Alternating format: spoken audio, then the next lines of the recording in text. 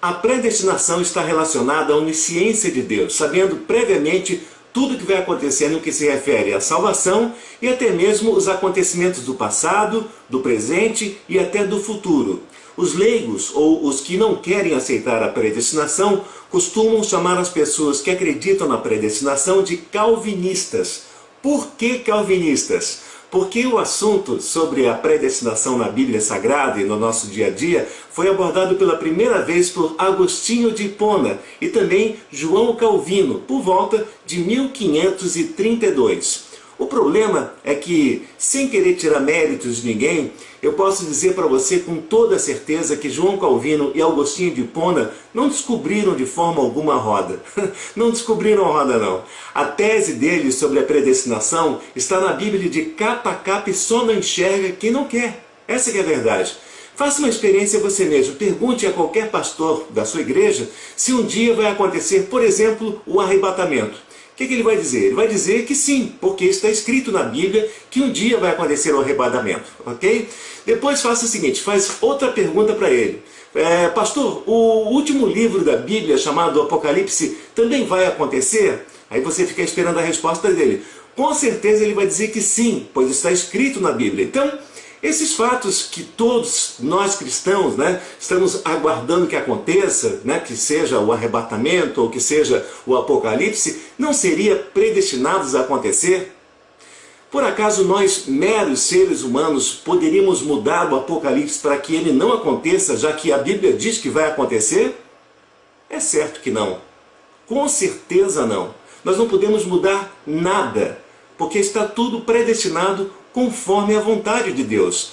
No Novo Testamento, a predestinação é apontada pelo apóstolo Paulo e por Jesus Cristo. Aos que de antemão Deus conheceu, também predestinou, para que seja imagem do seu Filho, Jesus, a fim de que ele seja primogênito, o primeiro entre muitos irmãos. E aos que predestinou, chamou. Aos que chamou, justificou os pecados na cruz do Calvário. E os que justificou, glorificou. Aqui, como já abordamos em vídeos anteriores, o apóstolo Paulo afirma que de antemão Deus predestinou as suas ovelhas, ou seja, os seus eleitos, ainda antes da fundação do mundo, para que em certo momento de suas vidas fossem chamados, ou seja, tivessem um interesse profundo na palavra de Deus, que é a Bíblia Sagrada, e se apaixonassem perdidamente por Jesus Cristo, pois como ali diz, para que seja a imagem do seu Filho, que quer dizer uma mudança repentina de caráter, passando assim a ter características ideológicas de Jesus Cristo, e sendo assim ele continua dizendo que Deus predestinou, ou seja, chamou, como também Jesus justificou os pecados desses que são chamados, e Deus já não os vê mais com pecados, mas foram justificados por amor. Jesus Cristo afirma a predestinação e confirma também a predestinação dos homens com dois grandes argumentos, importantíssimos. Veja e preste atenção. Jesus disse: quem de vós, por mais que se preocupe, pode acrescentar uma hora que seja a sua vida? E até mesmo os cabelos da vossa cabeça estão todos contados. Para você entender a predestinação, em primeiro lugar, você tem que levar em consideração que Deus não é como nós, Ele não é como nós seres humanos, que vivemos na carne. O tempo de Deus também é diferente, pois Deus é espírito. Ele não é carne, Deus é espírito, como está escrito. Mas, amados, não ignoreis uma coisa, que um dia para o Senhor é como 1000 anos, e 1000 anos como um dia. Então, nessa frase, podemos entender que Deus está no presente, também está no passado e também está no futuro. Pois Ele é onisciente, onipresente e também onipotente. Ele está no passado, Ele está no nosso dia a dia e também está no futuro. É como o próprio Senhor Jesus disse: e até mesmo os cabelos da vossa cabeça estão todos contados. Agora, uma pergunta. Você acha que Deus, em sua majestade e soberania... Vamos parar para pensar um pouquinho, gente. Por favor, vamos botar a cabeça para funcionar. Você acha que Deus, em sua majestade, em sua soberania, pode se surpreender com algo criado por Ele mesmo? Ou seja, você acha que Deus não podia imaginar que um dia você iria se converter? Então a maioria dos teólogos dizem que a predestinação descrita em Efésios 1:5 é um equívoco de Deus. Aqui entre nós, você acha que Deus, Criador de todas as coisas, poderia se equivocar?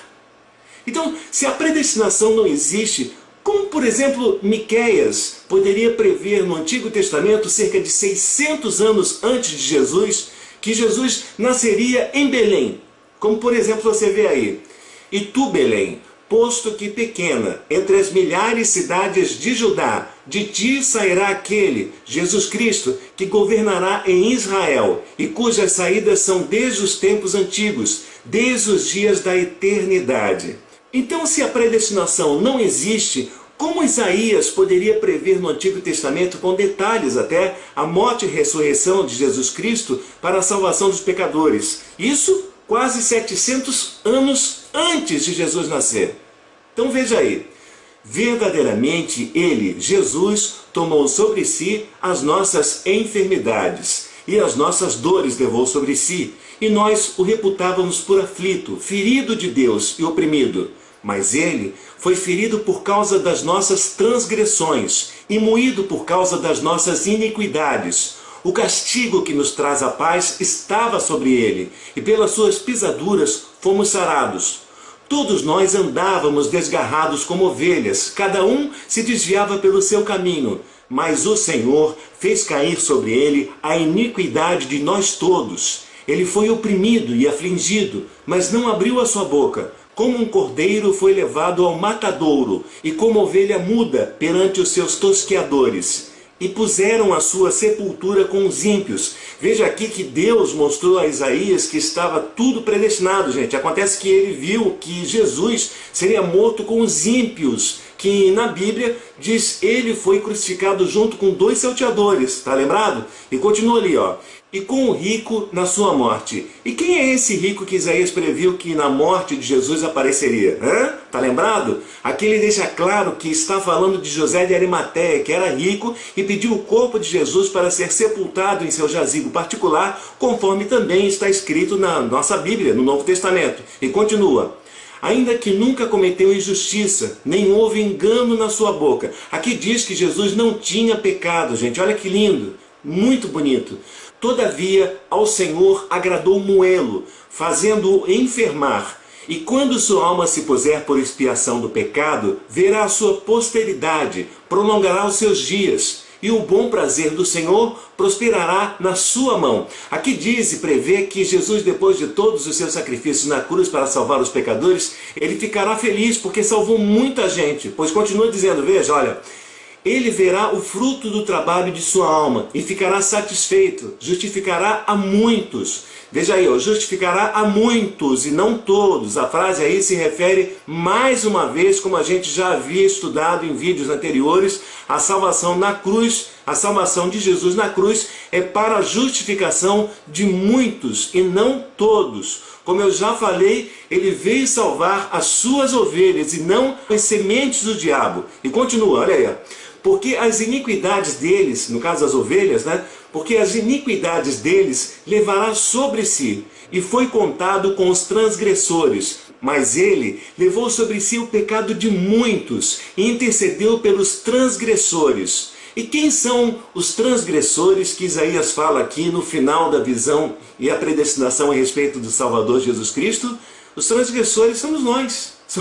Somos todos nós que somos ovelhas e também pecadores. Como diz ali: todos andávamos desgarrados como ovelhas, cada um se desviava pelo seu caminho, mas o Senhor fez cair sobre ele a iniquidade de todos nós. Mas Jesus já nos justificou na cruz todas as nossas iniquidades. E agora, gente, somos predestinados para a salvação e não o fogo do inferno que foi preparado para o diabo e seus anjos. E também as sementes, né? Sementes que ele plantou aqui na terra, como já estudamos em vídeos anteriores. Ok, aí vem aquela famosa pergunta de todos os vídeos, né? Tá, então se Jesus já me justificou na cruz e eu estou perdoado pelos meus pecados, eu posso pecar à vontade que mesmo assim eu serei salvo? Não, de forma alguma. Quem pensa assim está perdido, está completamente perdido, porque não é ovelha de Cristo. Isso é muito sério, gente, é muito sério. Deus não quer ninguém pela metade, pois não existe meio termo para Deus. Ou você é de Jesus, ou você é do diabo, não tem meio termo. Desculpa se eu estou sendo meio forte, né? Mas é verdade, não tem meio termo. É como eu vou, de repente, dizer para você agora. Por exemplo, eu sou de Jesus, mas eu faço algo que é indevido, né? por exemplo, eu traio a minha esposa, né? Cometo adultério, né? Mas eu sou de Jesus. Ah, mas como existe a predestinação, então eu já estou predestinado à salvação. Então é só pedir perdão e, consequentemente, estou perdoando. Não, não é assim. A coisa não funciona assim.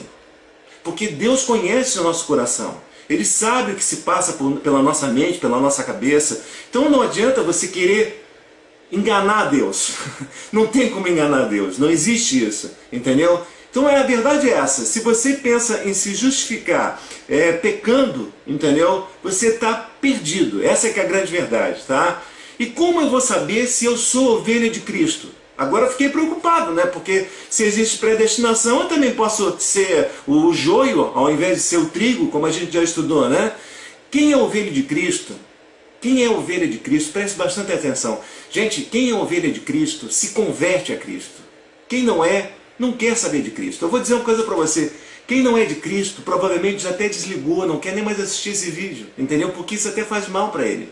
É o tipo de pessoa que não tem interesse de saber nada a respeito de Deus. Não quer saber da Bíblia, não quer saber de ir num culto, não quer saber de ir numa igreja, não quer saber de ler a palavra de Deus ou de alguém falar para ele a respeito de Jesus. Ele se sente até incomodado, entendeu? Por quê? Porque ele é do joio, ele é filho da perdição. Essa é a diferença entre o joio e o trigo, como a gente já tinha falado em estudos anteriores. A maioria dos teólogos não aceita a predestinação descrita em Efésios 1:5, porque acham que Deus não poderia criar os seres humanos sem ter o livre arbítrio de aceitá-lo ou não. Como eu já disse também em outros vídeos, você pode ler na sua Bíblia de capa a capa e não vai encontrar a frase livre-arbítrio, porque não está escrito na Bíblia. E quanto à frase aceitar Jesus, né? Você quer aceitar Jesus, né? Também você não vai encontrar na Bíblia, porque isso é invenção de homens. Pois a Bíblia em nenhuma parte diz que você tem que aceitar Jesus, e sim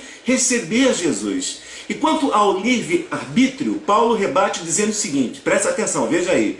Deus é que opera em vós tanto querer como efetuar, segundo a sua boa vontade. Quem opera em nós é Deus.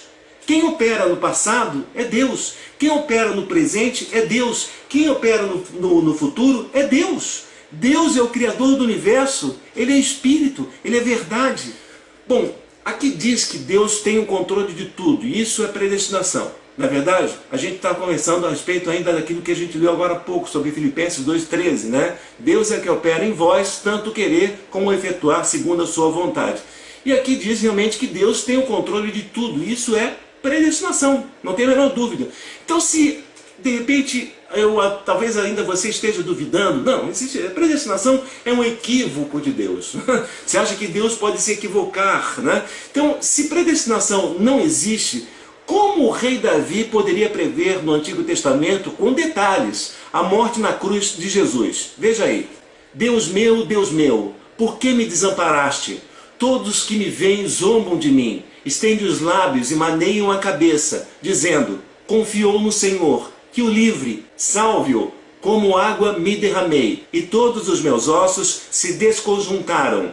O meu coração é como cera, derreteu-se no meio das minhas entranhas, secou-se o meu vigor como um caco de barro, e a minha língua se apega ao céu da boca. Assim me deitas no pó da morte, pois cães me cercam, uma súcia de malfeitores me rodeiam, transpassaram-me as mãos e os pés.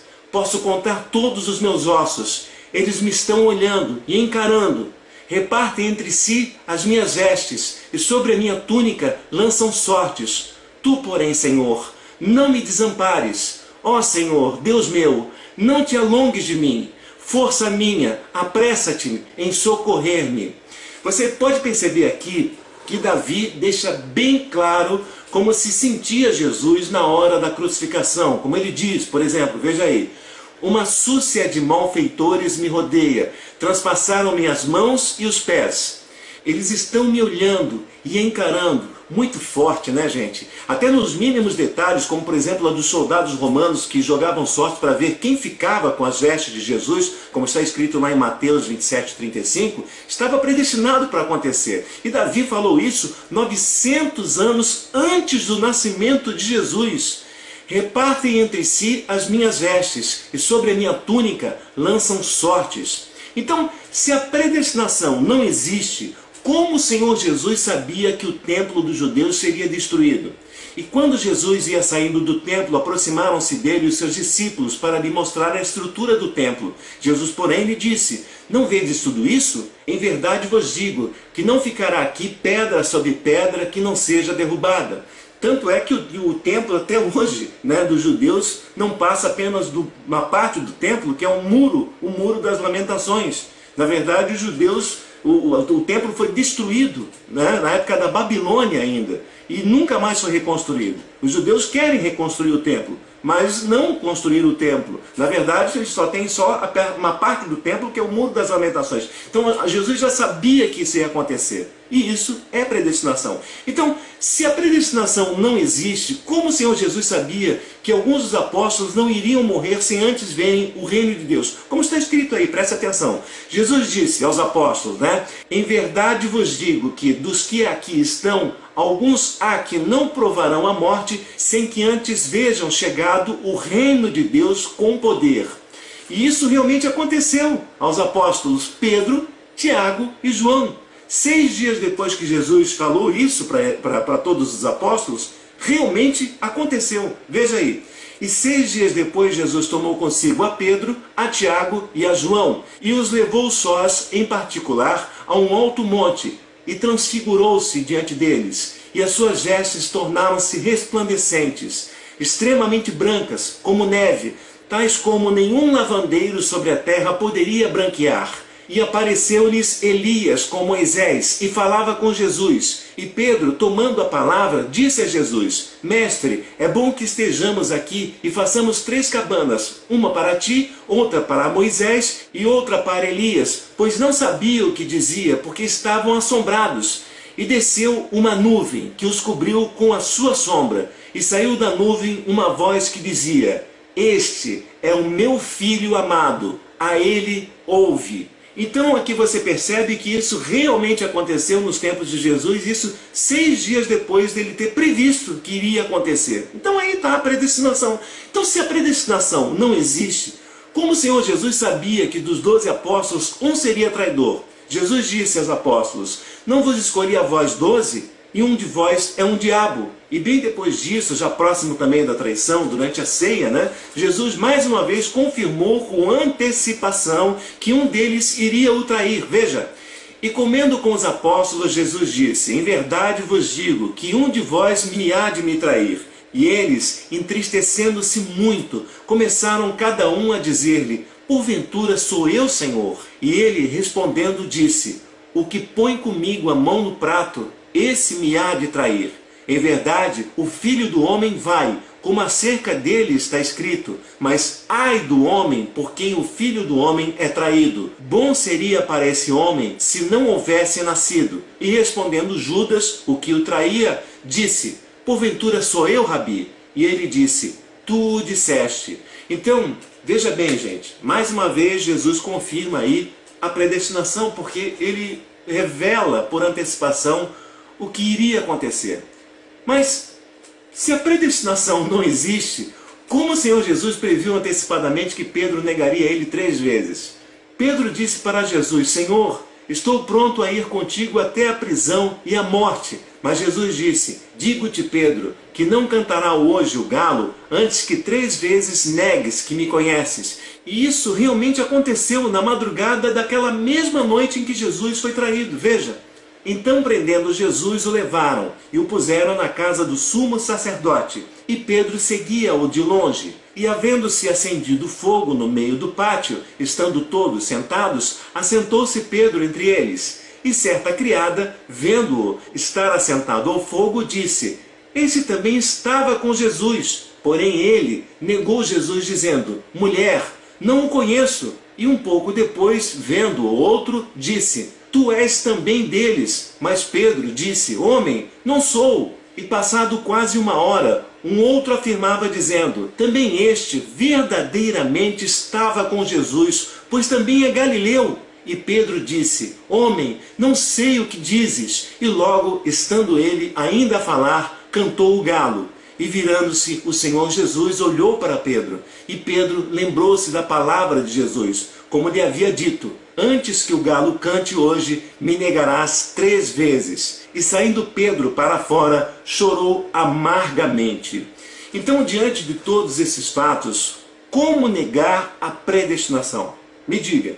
Abraão estava predestinado a ser pai de toda a nação israelita. Moisés estava predestinado a soltar os judeus da escravidão do faraó e passar para eles as tábuas da lei, dos mandamentos, da antiga lei. Davi estava predestinado a ser o rei de Israel. E Jesus, mais que todos, acima de todos, estava predestinado por ser o Filho de Deus, o Messias prometido no Velho Testamento, que muitos profetas falaram a respeito dele, né? E da forma como ele iria morrer, do jeito que ele iria morrer. E tudo aconteceu como Deus quis, da forma como estava escrito, como os profetas falaram. E ele ressuscitou no 3º dia para a salvação das suas ovelhas, para a salvação de muitos.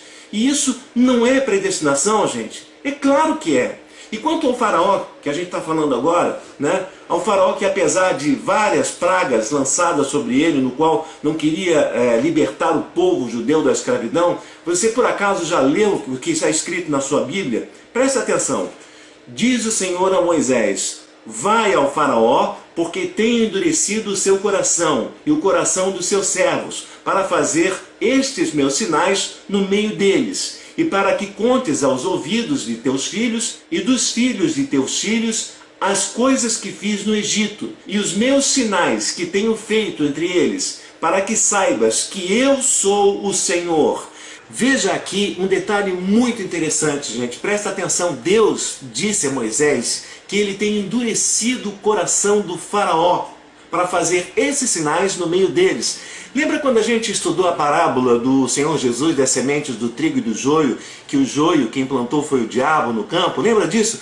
Pois aqui você vê Deus endurecendo o coração do faraó e também dos seus servos, porque eles, na verdade, são sementes do joio. Ou seja, são os filhos do diabo, como a gente estudou no outro vídeo, lembra disso? E como o faraó era filho da perdição, né, Deus endureceu o seu coração para fazer sinais no meio deles. Por quê? Por que Deus fez isso? Para que Moisés contasse ao povo judeu de geração em geração que ele é o único Deus. Entenda, naquela época os povos vindos da semente de Caim, filho da perdição, porque assassinou seu irmão, se espalharam adorando vários deuses, e isso chegou até a contaminar inclusive o próprio povo escolhido por Deus, que era o povo de Israel. Tanto que se você ler lá em Êxodo 32, 24, você vai notar que apesar do povo ter vindo ou visto tantas maravilhas, né, da parte de Deus, como por exemplo a fuga da escravidão do Egito, Moisés ter levantado a vara e ter feito o mar se repartir em 2 para o povo, para o judeu passar, Deus ter lhes provido água e comida no deserto, e até mesmo uma nuvem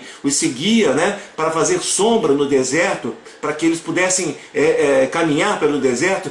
Mesmo assim, mesmo com todos esses sinais de Deus, foi só Moisés subir no monte para pegar as tábuas da lei que o povo já se desviou da fé. E logo se tratou logo de fazer um deus, né? Um deus pagão, ou seja, fazer um bezerro de ouro e oferecer sacrifícios a esse bezerro de ouro. Então por aí você já tira, né, que Deus mandou todas aquelas pragas no Egito para fazer o faraó soltar os judeus da escravidão, mas antes era necessário mostrar o seu poder aos judeus, endurecendo o coração do faraó, para que os judeus soubessem que ele é o único Deus criador de tudo e de todos e tem controle sobre tudo. Ok, e onde é que está a predestinação nisso?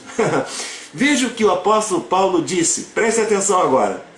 Está escrito: amei a Jacó e odiei a Esaú. Aqui entenda, Jacó filho de Deus, Esaú filho da perdição. E continua ali, ó.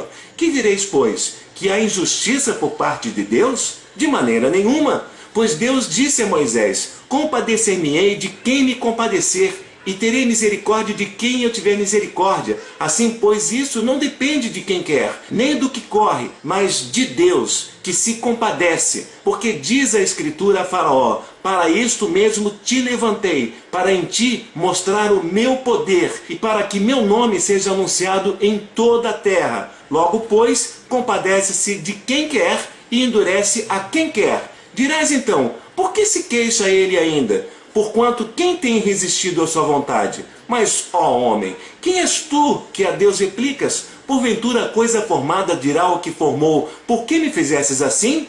Ou não tem o oleiro poder sobre o barro para da mesma massa fazer um vaso de honra e outro para a desonra? Então entenda, gente, Deus é o Criador de todas as coisas. Ele tem soberania sobre tudo, sobre todo o universo. Deus ama seus filhos, pois eles foram gerados pelo amor de Deus, que é o mesmo amor que Ele tem para o seu Filho Jesus Cristo, que foi mediador entre os homens e Deus. Pois o pecado afasta o homem de Deus e vice-versa.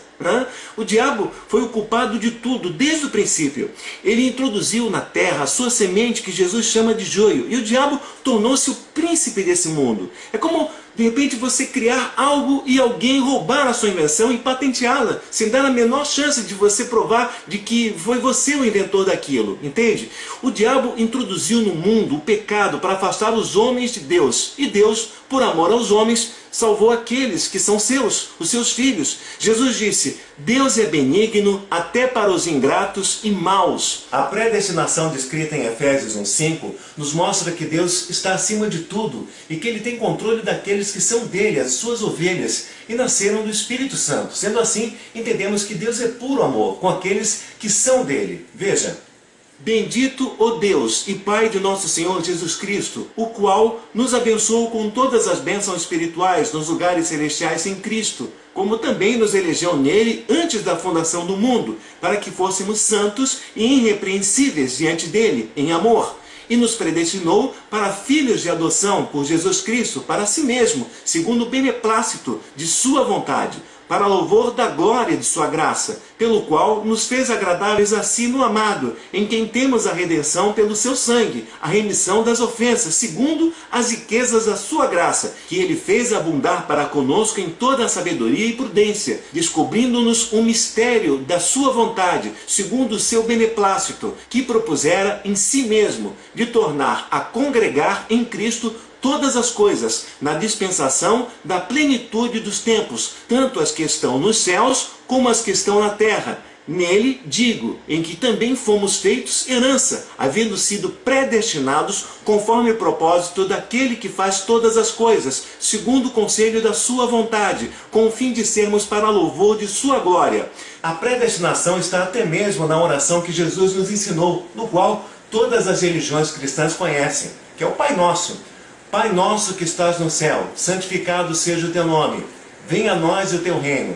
Abre aspas. Seja feita a tua vontade, assim na terra como nos céus. Veja aqui então, já no início da oração, que o Senhor Jesus nos ensinou, Ele mesmo diz: seja feita a tua vontade, assim na terra como no céu. Incrível, né, gente? Até a oração que todo mundo conhece, que Jesus nos ensinou, diz que Deus faz a vontade dele, tanto na terra como no céu. Isso mostra a soberania de Deus sobre todas as coisas. E também a predestinação de Deus sobre todos os tempos. A definição do Espírito de Deus é, em resumo, todo o ensinamento que Jesus nos deixou no Novo Testamento. E de que o mais importante não é a glória desse mundo, pois o mundo jaz no maligno, é a vida eterna. Pois a vida é curta, gente, E nós aqui entendemos que estamos só de passagem, mas o mais importante, não tem a menor dúvida, é a vida eterna. Jesus disse: o meu reino não é deste mundo. A boca fala o que o coração está cheio. Então, se o coração está cheio do Espírito Santo, vamos espalhar o Evangelho a toda criatura, gente. Sem timidez, sem medo. Não tenha medo de anunciar a Cristo para os seus amigos, para os seus vizinhos, para os seus parentes, para todas as pessoas que você conhece, pois o apóstolo Paulo disse: viver é Cristo, morrer é lucro. Espero que esse estudo tenha aumentado ainda mais sua fé em nosso Senhor e Salvador Jesus Cristo. Que o Senhor Deus Altíssimo esteja sempre com você, esteja sempre presente em seu coração, em seus pensamentos, e que o Senhor Jesus, o nosso Senhor e Salvador e Messias, abençoe abundantemente você e toda a sua família. Que a paz esteja sempre em seu lar. E não esqueça, continue fervorosamente na sua igreja, mas leia e estude a Bíblia.